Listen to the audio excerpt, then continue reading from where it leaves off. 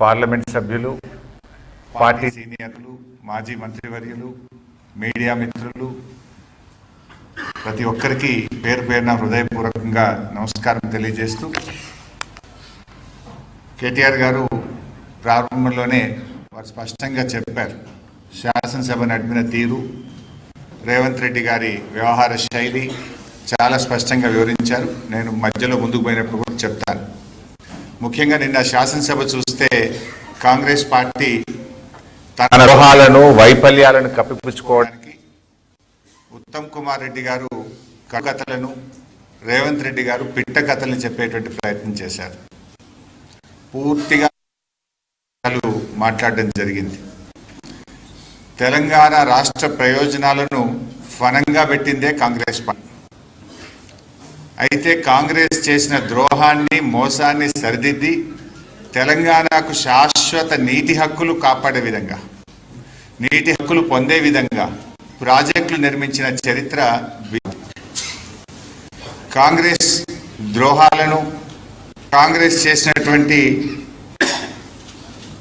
తప్పులను, నిన్న శాసనసభ వాళ్ళు మాట్లాడినటువంటి అబద్ధాలను ఇలా తెలంగాణ నీటి హక్కులు కాపాడడానికి గౌరవనీయులు తొలి ముఖ్యమంత్రి కేసీఆర్ గారు చేసినటువంటి కృషిని నేను ఇప్పుడు నా ప్రజెంటేషన్లో చూపిస్తాను. నేను ఈ పీపీటీ రాజకీయాల కోసం కాదు, ఎందుకంటే రాజకీయాలంటే ఇలా పదవుల కోసం పోరాడేటువంటి, ఆరాటపడేటువంటి రోజుతా ఉన్నాం. కానీ మా కేసీఆర్ గారు నేర్పింది రాజకీయాలంటే పదవి కాదు, రాష్ట్రం, రాజకీయాలంటే ప్రజలు, ప్రజల సంక్షేమం అనేది నాకు నేర్పించారు. ఈరోజు పదవులు అశాశ్వతమైనటువంటివి, ప్రజలు, వారి ప్రయోజనాలు, ఈ రాష్ట్రమే శాశ్వతం అనేటువంటి సత్యాన్ని నమ్మి నేను ఈరోజు ఈ పీపీటీని మీ ముందు పెడతా ఉన్నాను. ఇది పూర్తి నిబద్ధతతో, తగిన సాక్ష్యాధారాలతో సాధికారంగా వివరిస్తున్నటువంటి పీపీటీ ఈ పీపీటీ. మరి ఈరోజు అసలు తెలంగాణ రాష్ట్రం ఆనాడు 1956 కంటే ముందు హైదరాబాద్ రాష్ట్రంగా తెలంగాణ ఉండేది. ఉన్న రాష్ట్రాన్ని ఆంధ్రప్రదేశ్తో కలిపిన పార్టీయే కాంగ్రెస్ పార్టీ. మొదటి ఎస్ఆర్సి తెలంగాణ సొంత రాష్ట్రంగా ఉంచాలని ఫజల్ అలీ కమిషన్ స్పష్టంగా చెప్పినా కూడా ఆనాడు తెలంగాణను ఆంధ్రప్రదేశ్లో కలిపి మరణ శాసనం రాసిన పార్టీ కాంగ్రెస్ పార్టీ. 1969 తెలంగాణ తొలి ఉద్యమంలో 369 మందిని కాల్చి చంపిన పార్టీ కాంగ్రెస్ పార్టీ. ఆనాడు ఫజల్ అలీ కమిషన్ వద్దనంగా కూడా బలవంతంగా ఆంధ్రప్రదేశ్తో కలుపుతూ సిటీ కాలేజీలో పోరాటం చేస్తే సిటీ కాలేజీలో ఫైరింగ్ జరిపి విద్యార్థులను పొట్టబెట్టుకున్న పార్టీ కాంగ్రెస్ పార్టీ. మలిదశ ఉద్యమంలో ఇచ్చిన తెలంగాణ తీసుకొని వందలాది మంది యువకులను పొట్టన పెట్టుకున్న పార్టీ కాంగ్రెస్ పార్టీ. ఆనాడు ఫజల్ అలీ కమిషన్ రాష్ట్రాన్ని కలపొద్దంచుతూనే ఒకవేళ కలిపితే 174 టీఎంసీల నీటి వినియోగం లక్ష్యంగా అప్పర్ కృష్ణ, తుంగభద్ర ఎడమ కాలువ, భీమా వంటి ప్రాజెక్టులను రద్దు చేయొద్దని, ఆ ప్రాజెక్టులను కొనసాగించాలని చాలా స్పష్టంగా ఫజల్ అలీ కమిషన్ రికమెండ్ చేస్తే ఆ ప్రాజెక్టులను రద్దు చేసి పాలమూరు జిల్లాలను వలసల జిల్లాగా మార్చింది కాంగ్రెస్ పార్టీ. రాష్ట్రంగా ఉండుంటే ఆ ప్రాజెక్టులు పూర్తయి ఉంటుండే నల్లగొండ ఫ్లోరైడ్ బాధలు తీరు, పాలమూరుకు వలసల బాధలు తప్పేటి. ఇలా కలపడం ఒక పెద్ద తప్పు, కలిపిన తర్వాత ఆ ప్రాజెక్టులను రద్దు చేసి పాలమూరు, నల్లగొండ జిల్లాలకు మరణ శాసనం రాసిందే ఈరోజు కాంగ్రెస్ పార్టీ.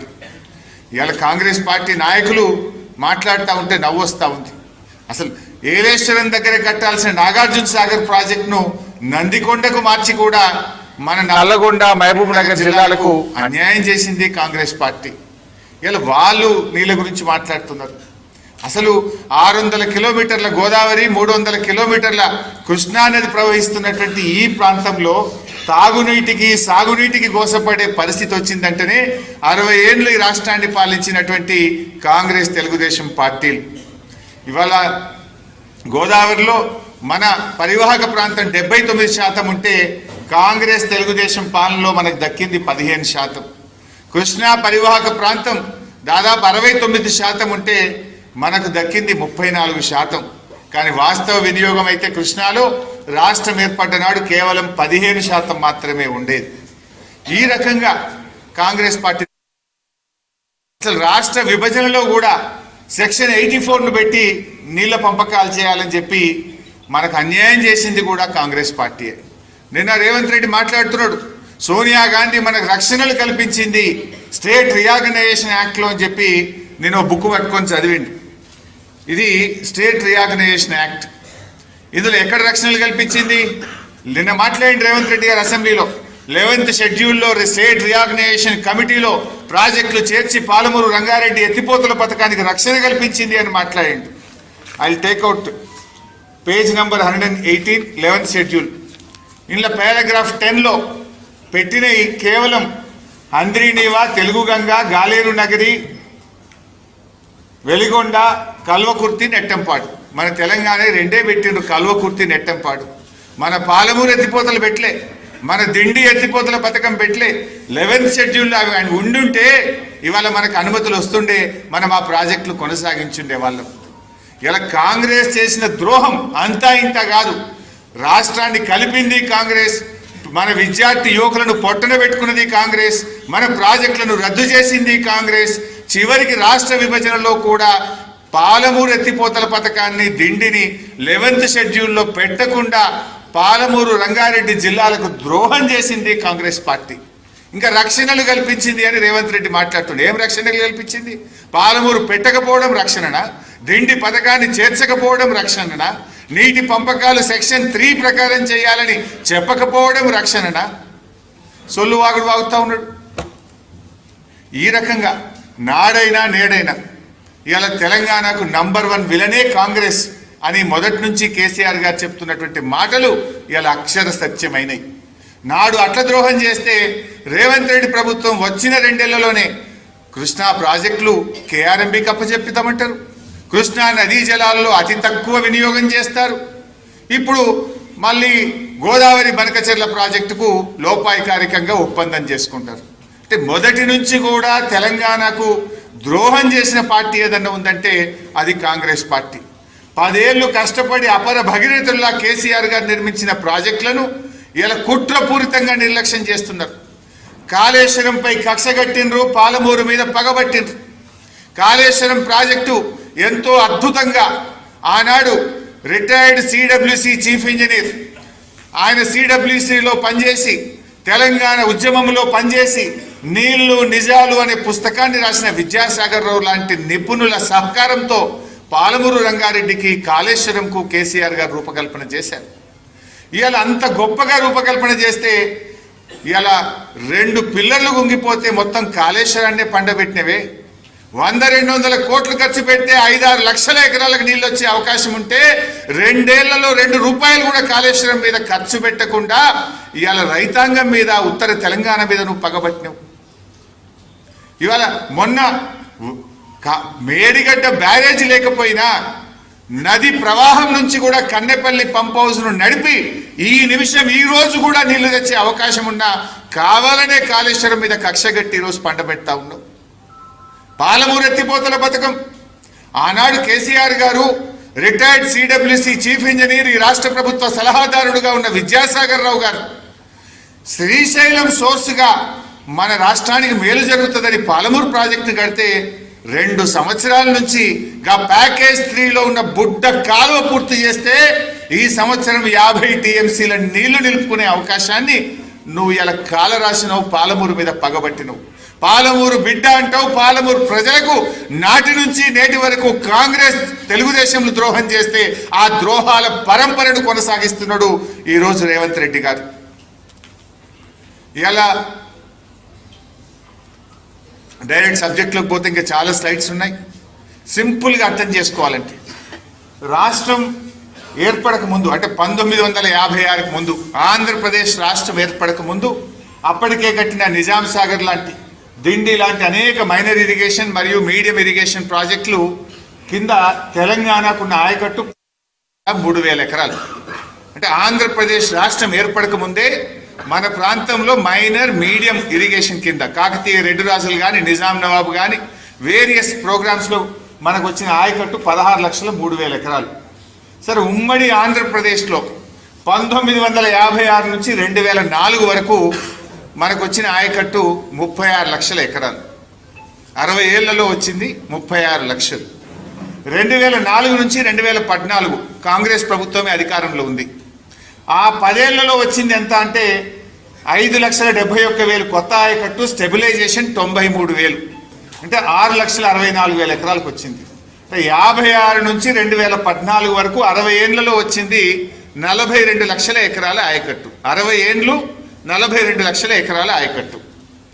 నా బీఆర్ఎస్ 2014 నుంచి 2023 మనమున్నది 9.5 సంవత్సరాలు.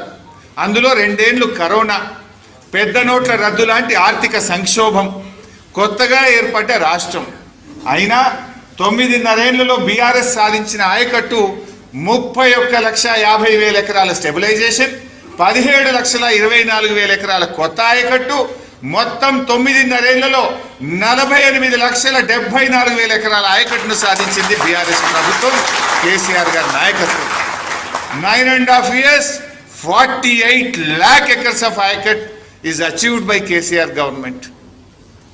Next, comparison. కాంగ్రెస్ 10 ఏళ్ళు 5,71,000 ఎకరాల కొత్త ఆయకట్టు, బీఆర్ఎస్ 9.5 ఏళ్ళు 17,24,000 ఎకరాల కొత్త ఆయకట్టు. స్టెబిలైజేషన్, కాంగ్రెస్ స్టెబిలైజేషన్ చూస్తే 57,000 ఎకరాలు వాళ్ళైతే సంవత్సరానికి, దీన్నే మన సంవత్సరానికి చూస్తే సంవత్సరానికి 10 ఏళ్ల కాంగ్రెస్లో 57,000 ఎకరాలు ఒక సంవత్సరానికి వస్తే బీఆర్ఎస్ 9.5 ఏళ్లలో సంవత్సరానికి 1,81,473 ఎకరాల కొత్త ఆయకట్టును పోయిన 9.5 ఏళ్లలో తెచ్చాం. అందులో కరోనా, అందులో కొత్త సంవత్సరం, అందులో పెద్ద నోట్ల రద్దు లాంటి ఆర్థిక సంక్షోభం ఉన్న 1,81,473 ఎకరాల కొత్త ఆయకట్టు ప్రతి ఏటా బీఆర్ఎస్ సాధించింది. నౌ స్టెబిలైజేషన్ చూడండి. 10 ఏళ్ల కాంగ్రెస్ చేసిన స్టెబిలైజేషన్ 93,000, బీఆర్ఎస్ 31,50,000 ఎకరాలు. స్టెబిలైజేషన్ అంటే మీకు తెలియాలి, చెరువుల కింద 25 లక్షలు ఉండే తెలంగాణకు, కానీ ఉమ్మడి రాష్ట్రంలో చెరువులు పట్టించుకోక వాటి కింద మొత్తం తూములు, అలుగులు, కట్టలు అన్నీ తెరలైపోయి 10 లక్షలకు పడిపోయింది. కానీ మిషన్ కాకతీయ ప్రోగ్రాం ద్వారా మనం మళ్ళీ 25 లక్షల ఎకరాల ఆయకట్టును సాధించినామంటే 15 లక్షలు స్టెబిలైజేషన్ అయింది. ఎస్ఆర్ఎస్పి స్టేజ్ 2 పేరుకే కాలువలు తుమ్మలు మొలిసినాయి తప్ప నీళ్లు బారలే. కాళేశ్వరం ప్రాజెక్టు కట్టి ఎస్ఆర్ఎస్పి స్టేజ్ 2ను మోడర్నైజ్ చేసి, ఎస్ఆర్ఎస్పి స్టేజ్ 1 కాలువల్ని మోడర్నైజ్ చేసి ఎస్ఆర్ఎస్పి స్టేజ్ 2కు కాళేశ్వరం నీళ్లను అందించింది. అది స్టెబిలైజేషన్ కింద. అంటే నీళ్లు రాని వాటికి, నీళ్లు తక్కువగా ఉన్నప్పుడు కరువు సంవత్సరంలో సప్లిమెంటేషన్ చేసి స్థిరీకరణ సాధించిన దాన్ని స్టెబిలైజేషన్ అంటాం. అది మనం 31,50,000 ఎకరాలు తెచ్చాం. స్టెబిలైజేషన్ యావరేజ్ చూస్తే 10 ఏళ్ల కాంగ్రెస్ సంవత్సరానికి 9,300 ఎకరాలు ఇస్తే బీఆర్ఎస్ 3,31,578 ఎకరాలు ప్రతి ఏటా స్టెబిలైజేషన్ తన 9.5 ఏళ్ల కాలంలో చేసింది. రెండు కలిపి చూద్దాం. Both stabilisation and new ayacut 56 నుంచి 2004 వరకు 36 లక్షలు. మనకంటే ముందు 10 ఏళ్ల కాంగ్రెస్ 6,64,000, బీఆర్ఎస్ 9.5 ఏళ్లలో 48,71,000 ఎకరాలు. అంటే మీరు పైన యావరేజ్ చూస్తే 56 నుంచి 2004 వరకు సంవత్సరానికి 75,000 ఎకరాల ఆయకట్టు తెచ్చారు. 10 ఏళ్ల కాంగ్రెస్ మనకంటే ముందు సంవత్సరానికి 66,000 ఎకరాల ఆయకట్టు సాధించారు. మరి 9.5 ఏళ్ల బీఆర్ఎస్ 5,12,000 ఎకరాల ఆయకట్టు సాధించారు. Is there any comparison? Is there any comparison? ఎన్ని రెట్లు ఎక్కువ మీరు చూడండి ఒక్కసారి. 7.7 times more than the Congress we have achieved. 7.5 రెట్లు వాళ్ళ పాలన కంటే బీఆర్ఎస్ పాలనలో అత్యధిక ఆయకట్టును సాధించింది బీఆర్ఎస్ ప్రభుత్వం, కేసీఆర్ గారి ప్రభుత్వం. ఇది చాలా ఇంపార్టెంట్. మీరు రేవంత్ రెడ్డి అసెంబ్లీ సాక్షిగా ఎంత పచ్చి అబద్ధాలు మాట్లాడిండు అనడానికి నేను సాక్ష్యాధారాలతో సహా చూపిస్తా ఉన్నాను. మీరు కూడా కొద్దిగా క్లీన్గా వింటే యూ విల్ అండర్స్టాండ్.